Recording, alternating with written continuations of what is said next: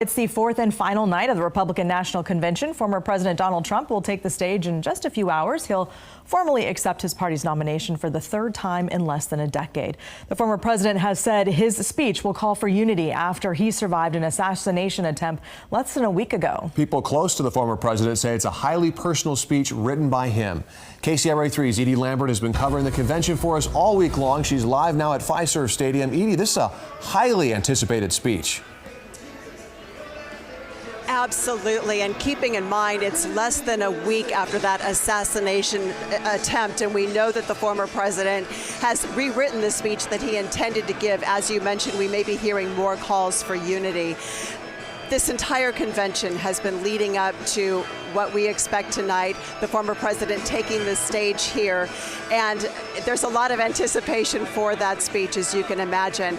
As for tonight's session, it just got underway about 15 minutes ago. Right now we have a band playing, and we're expecting a congressman from North Carolina to take the stage next. So it is 6 o'clock local time. This has just started tonight, and the delegates do have a lot of spare time during the day. So let's show you some of the things that are available for them to do.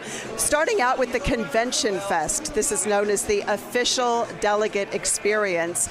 This is within the secure perimeter, about a 5-minute walk from Fiserv Forum. This was marketed to Milwaukee businesses as a way to promote their brands. And I have to tell you, there's been a long line for Wisconsin's fried cheese curds. There's also merchandise for sale, pretty much everything you can imagine with the Trump logo on it. There are more than 2,400 delegates from across the country, and right now, again, they are very excited to hear former President Trump's acceptance speech tonight. Julie, what are you hoping to hear tonight?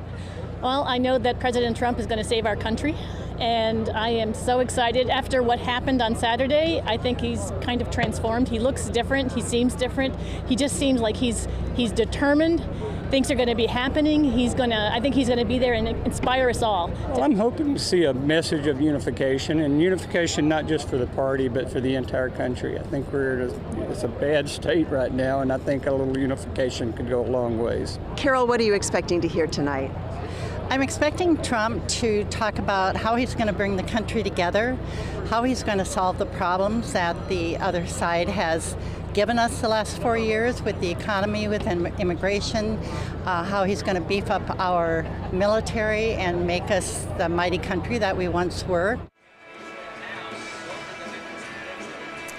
I also spoke with California delegates about what happens next, how they harness the energy that they've seen over these 4 days of the convention and then bring that home to their home districts in California, trying to work in these months ahead to win elections. So I'll have that coming up tonight on our news at 5.